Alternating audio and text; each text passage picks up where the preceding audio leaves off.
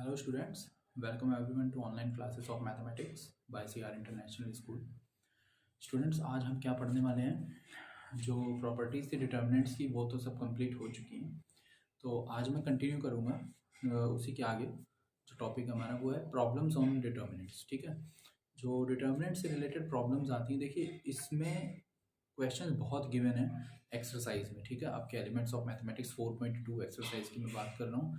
There are lot of questions given but the problem is the exercise is now eliminated from this syllabus.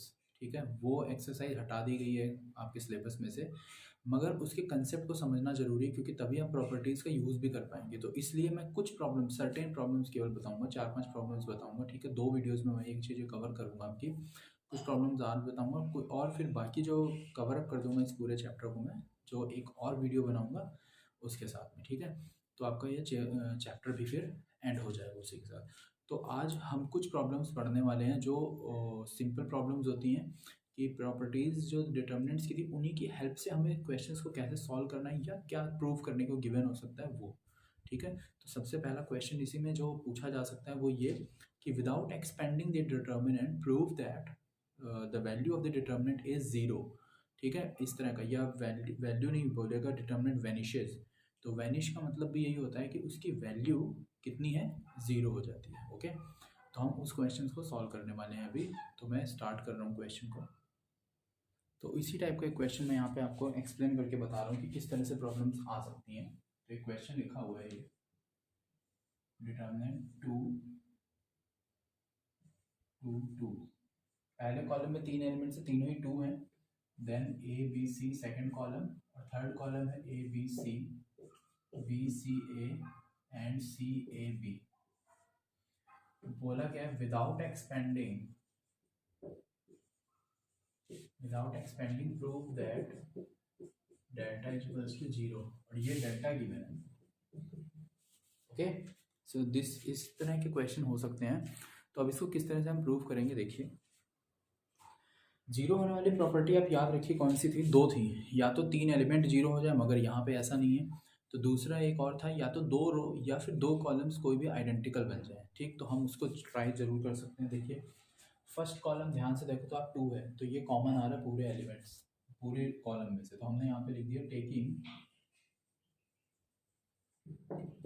2। और इस column में क्या common आ रहा है, देखिए ए बी सी, यहाँ पे भी ए बी सी है, यहाँ भी ए बी सी, मतलब पूरे कॉलम में। तो आप देखिए फर्स्ट कॉलम में से 2, एलिमेंट 2 जो है वो कॉमन आ रहा है। और ऐसे ही थर्ड कॉलम को ध्यान से देखें तो तीनों एलिमेंट्स में ए बी सी जरूर कॉमन लिखा हो, तो हम यहाँ पे ये लिख देंगे 2 ए बी सी। ठीक है, कॉमन फ्रॉम, अब कौन से कॉलम में से कॉमन था, C1 एंड C3 रिस्पेक्टिवली। ठीक है, ये हमने लिख दिया है यहाँ पे। तो अब क्या बन गया, ये 2 ए बी सी कॉमन आ चुका है, यहाँ बच गया 1 1 1, ए बी सी एंड 1 1 1। अब आप ध्यान से देखो तो C1 and C3 now become identical, अब ये आइडेंटिकल बन चुके हैं। तो अब हमने यहाँ पे इसकी वैल्यू लिख दी 0, और यहाँ लिख दिया reason C1 and C3 are identical. Okay, तो ये हो गया क्वेश्चन सॉल्व। अब देखिए इसमें बिल्कुल भी एक्सपेंशन की नीड नहीं हुई हमें, क्योंकि हमने जो प्रॉपर्टी थी उसकी हेल्प ली। और क्योंकि इस कॉलम में से 2 कॉमन आ रहा था और इस कॉलम में ABC कॉमन आ रहा था, वो हमने कॉमन लेके बाहर लिख दिया है।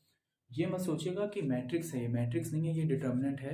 प्रॉपर्टीज़ हैं इसकी अलग अलग। उसमें ये होता था कि अगर कोई चीज़ कॉमन है तो वो रो या कॉलम में कॉमन है तो पूरे डिटर्मिनेंट से बाहर कॉमन आएगी। करेक्ट, एक प्रॉपर्टी भी थी ऐसी के वाली जो मैंने लिखवाई है आपको। तो इसी तरह वजह से, जबकि मैट्रिक्स में ऐसा नहीं होता था। मैट्रिक्स में 2 कॉमन होने का मतलब 2 must be a multiple of each element of the matrix. Matrix नहीं है बट ये, ठीक है, इसलिए ये चीज़ जरूर ध्यान रखें आप। तो ये रिजल्ट जो हमें प्रूव करना था वो हमने शो कर दिया। Means without expanding we have prove that the value of this determinant becomes 0। ठीक है, या इट वैनिशेस। ओके, इसी तरह का एक और क्वेश्चन बता रहा हूँ मैं, उसमें ट्रिग्नोमेट्रिक रेशियोज गिवन है। ठीक है, तो वो नेक्स्ट हम समझते हैं कि उसको कैसे करेंगे हम। ओके स्टूडेंट्स, मैंने बोर्ड पे क्वेश्चन लिख दिया है, देखिए।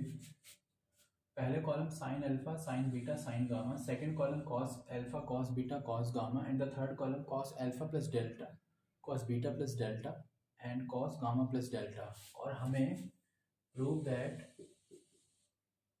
Determinant value is zero without expanding. Again, this is the similar type of questions which we did in previous question. Same इसको भी ऐसे ही करना है कि बिना एक्सपेंशन के ये प्रूव करना है कि इस डिटर्मिनेंट की वैल्यू कितनी हो रही है, जीरो हो रही है। ठीक है, तो हम इसको सॉल्व करेंगे।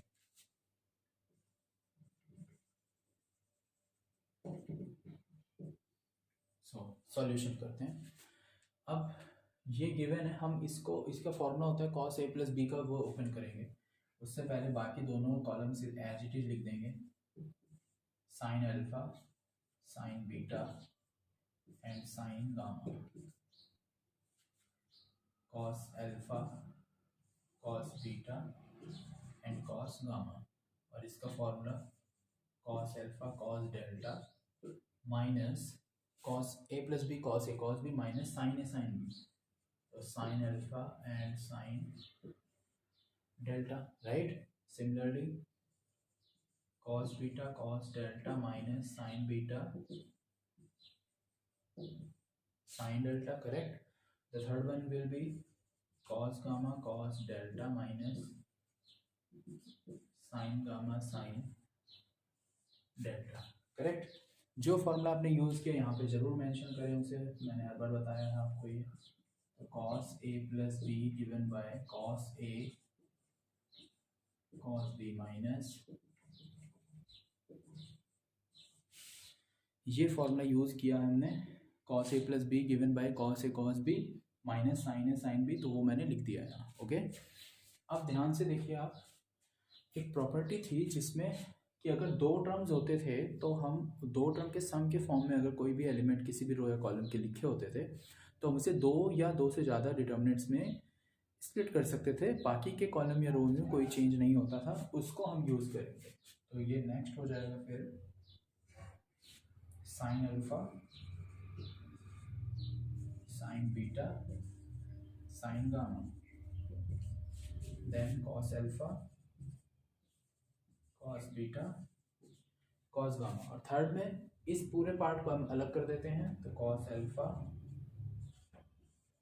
Cos delta cos beta cos delta cos gamma cos delta, right.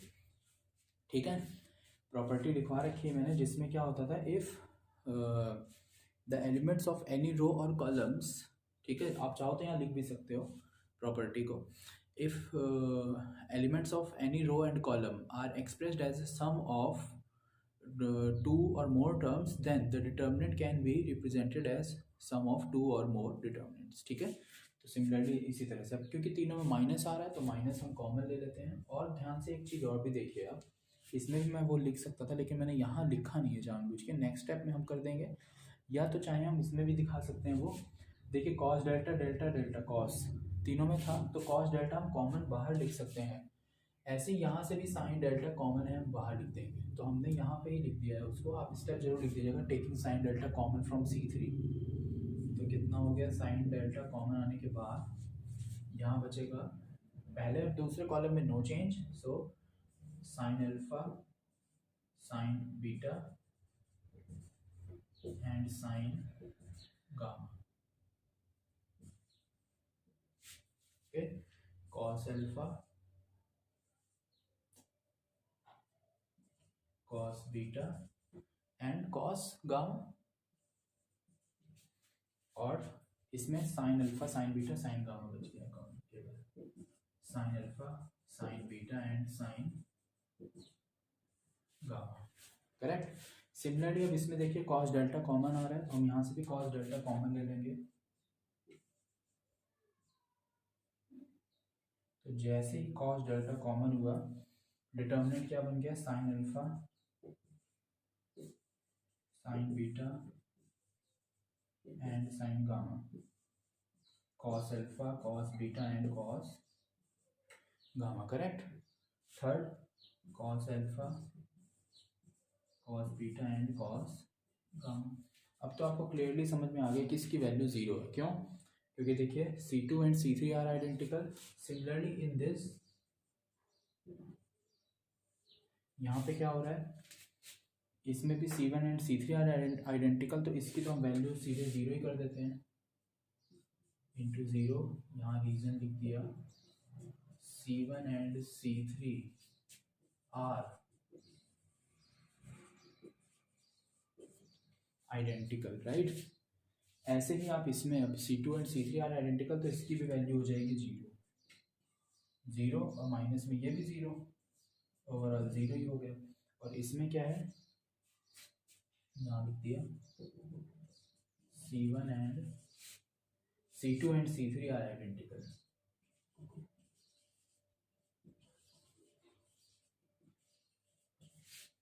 ठीक है, in first determinant and C1 and C3 are identical in second determinant, तो इसलिए एक एक स्टेप में ही शो किया है उसको। तो इस तरह से आप क्वेश्चन कर सकते हैं। अब इसमें देखिए बिल्कुल हमने केवल प्रॉपर्टी का यूज़ किया है, बट इसे एक्सपेंशन नहीं किया मैंने इस डिटर्मिनेंट को, करेक्ट। तो ये है प्रॉपर्टी, और इस तरह से आप क्वेश्चन सॉल्व करेंगे। अब इसमें कुछ थोड़े से लॉन्ग क्वेश्चन होते हैं जिसमें हमें प्रूव करना होगा, और जनरली ऐसे प्रूव नहीं करना होगा, वहाँ पे राइट हैंड साइड में कुछ ना कुछ टर्म या कोई एक्सप्रेशन या कोई एक्सपेंशन इस तरह से लिखा होगा। तो मैं आपको एक दो क्वेश्चंस वैसे और अभी बताने वाला हूँ। एक अभी बताऊँगा, उसका कंसेप्ट बताऊँगा कि किस तरह से करना है सॉल्व, ठीक है। फिर उसके जैसे और क्वेश्चंस आप ज़्यादा नहीं प्रैक्टिस करने हैं, कुछ ही क्वेश्चंस प्रैक्टिस करना है, so that you can learn the method how to solve these questions, okay. तो हम नेक्स्ट वैसा क्वेश्चन करने वाले हैं अभी स्टूडेंट्स, मैंने बोर्ड पे क्वेश्चन लिखा है जिसके पहले कॉलम में a+1 into a+2, a+2 into a+3, a+3 into a+4 ये टर्म्स गिवन है। Then a+2, a+3 and a+4 second column में, और थर्ड कॉलम में तीनों एलिमेंट सेम है 1, ठीक। हमें इसकी वैल्यू -2 प्रूव करनी है using properties,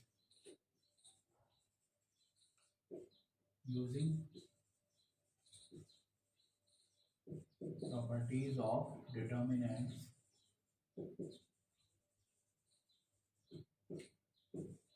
prove this, okay.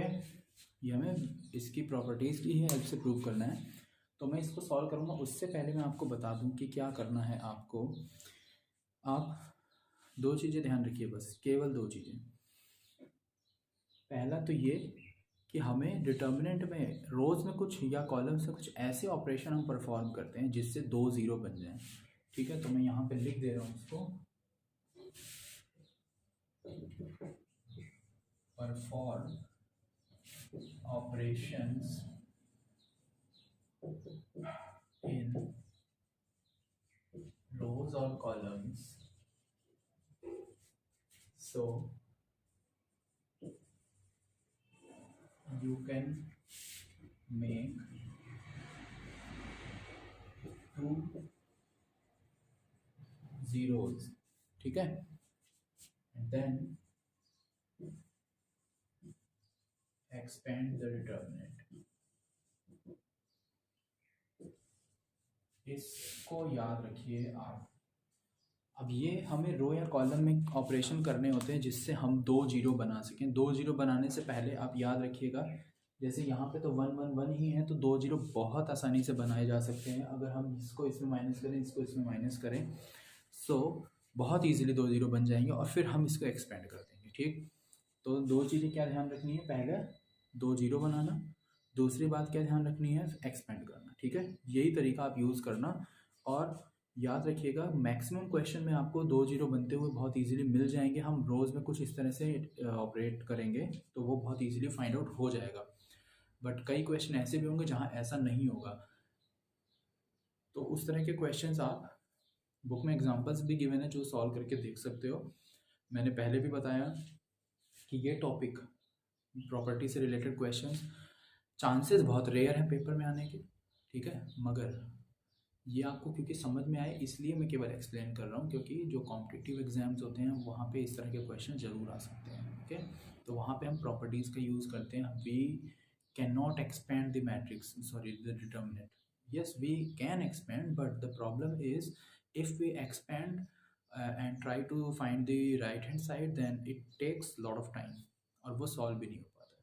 ठीक है, क्योंकि ऑप्शंस इसी फॉर्म में होते हैं जो एक एक्सप्रेशन के फॉर्म में लिखे होंगे, एक सिंपल रिजल्ट नहीं लिखा होगा। ओके, तो अब हम इस क्वेश्चन को सॉल्व करने वाले हैं। तो ये जो लाइन मैंने लिखी है ये आप अपने ध्यान रखिएगा, इसको अभी मैं इरेज कर लूँगा। ठीक, और फिर हम इसी की हेल्प से इसे सॉल्व करते हैं। ओके, सो मैंने आपको क्या बताया कि क्या करेंगे हम, 2 जीरो बनाने में। तो यहाँ पे ध्यान से देखो, अगर हम ये ऑपरेशन करें R2 में R2 minus R1 and R3 में भी R1 को माइनस कर दें। याद रखिएगा एक सेम रो 2 में माइनस कर रहा हूँ मैं, ऐसा मत करना कि R2 में तो यहाँ पे चेंजिंग हो रही है फिर R2 को ही इसमें माइनस भी कर दें, ऐसा बिल्कुल नहीं करना है आपको। एक कोई भी रो को किसी दोनों रो में माइनस कर सकते हो आप, जैसे मैंने यहाँ पे किया है। तो जब हम इसे माइनस करेंगे तो क्या आएगा यहाँ, इन ये दोनों देखिए R2 में R1 माइनस होगा, पहले इन दोनों एलिमेंट्स, पहले देखिए R1 में तो कोई चेंज हो नहीं रहा, एज इट इज लिख a+2 एंड 1, इसे तो मैंने एज इट इज ही लिख दिया जैसे ये मैंशनड है। ठीक, जहाँ चेंज होगा वहाँ पे देखते हैं। इसमें इसको माइनस किया जा रहा है तो ध्यान से देखो a+2 कॉमन आ रहा है, तो a+2 ले लिया हमने कॉमन, ब्रैकेट में क्या बचेगा, क्योंकि इसमें R2 में R1 माइनस हो रहा है तो a+3 बच जाएगा इधर, माइनस में a-1,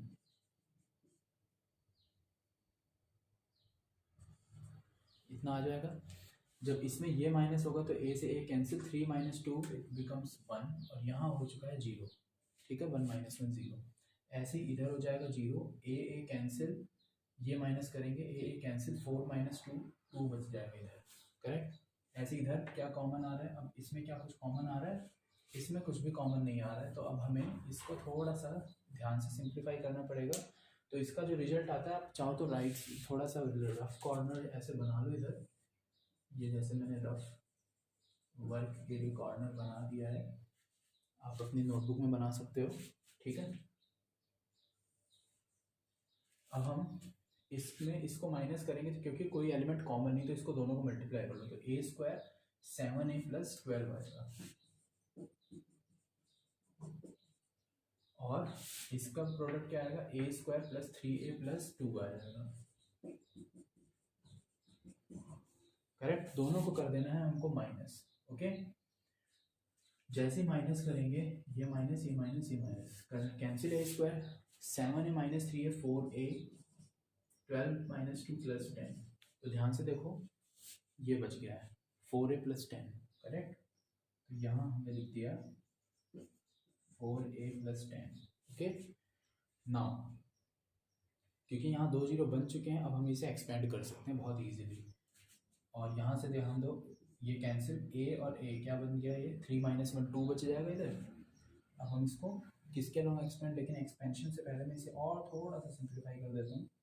इसको मल्टीप्लाई कितना हो रहा है, a² + 3a + 2, ये a+2 और ये 1, यहाँ क्या बचा, ये 2 और ये a+2, तो 2a + 4, और यहाँ 4a + n, और इधर 1 और 2, ये दोनों है 0 0। क्योंकि 2 जीरो बन गए थे, मैंने बताया कि पहले ध्यान रखनी चाहिए 2 जीरो बनाना फिर एक्सपेंड करना। तो अब हम इसे एक्सपेंड करेंगे, तो अब हम इसी के आगे यहाँ पे इसे एक्सपेंशन कर देते हैं। तो 1 किसके अलाउंग कर रहा हूँ मैं कर रहा हूँ C3 के अलाउंग। ठीक है, इसके अलाउंग, तो पहला एलिमेंट 1 लिख दिया मैंने, और 1 कौन सा एलिमेंट है ये, 1 3, फर्स्ट रो थर्ड कॉलम 1 3 हुआ ना, तो 1 3 में तो क्या होगा, कोफैक्टर पॉजिटिव ही आएगा उसका। तो अब इसको, इस कॉलम को और इस रो को पूरा हाइड कर दीजिए, ये इससे मल्टीप्लाई माइनस ये इससे मल्टीप्लाई, तो कितना आएगा, इन दोनों का प्रोडक्ट आएगा 2a × 2 4a + 8। करेक्ट, माइनस में 4a - 10, और ये दोनों 0 -0 + 0। ठीक, कितना आ गया भाई, 4a से 4a कैंसिल आउट हो गया है, और 8 - 10 -2 आ गया है। और हमने एक्सपेंड किसके अलाउंग किया था वो यहाँ पे लिख लेते हैं, एक्सपेंडिंग अलॉन्ग किसके, C3 कह रहा हूँ, एक्सपेंशन किया मैंने, वो लिख दिया, और रिजल्ट इसका प्रूव हो गया है कितना, -2 के इक्वल। ठीक, तो ये है हमारा मेथड जिसमें आपको 2 ज़ीरोज़ बनाने, जैसे मैंने यहाँ पे मेंशन किया कि 2 ज़ीरो बनाओ, after making 2 zeros expand along that row और दैट कॉलम। ठीक है, क्योंकि उसमें फिर कैलकुलेशन बहुत ईजी हो जाती है जैसे ये स्टेप्स लिखी हुई है। ओके, इस तरह से क्वेश्चन सॉल्व करके देखने, बहुत ज़्यादा प्रैक्टिस नहीं करने, कुछ क्वेश्चन सॉल्व कीजिएगा। अब इसके बाद एक और जो लास्ट टॉपिक इसका रह गया, area of triangle find out करना यूजिंग डिटर्मिनेंट्स की हेल्प से ही area of triangle find out करना, जो मैं अगली वीडियो में कवर करूँगा। और अगर मुझे लगा कि एक दो प्रॉब्लम और एक्सप्लेन करनी है इस टाइप की, तो वो भी मैं इसी में एक्सप्लेन कर दूँगा। ठीक है, बाकी आप कोई प्रॉब्लम आती है व्हाट्सएप पे ज़रूर पूछें।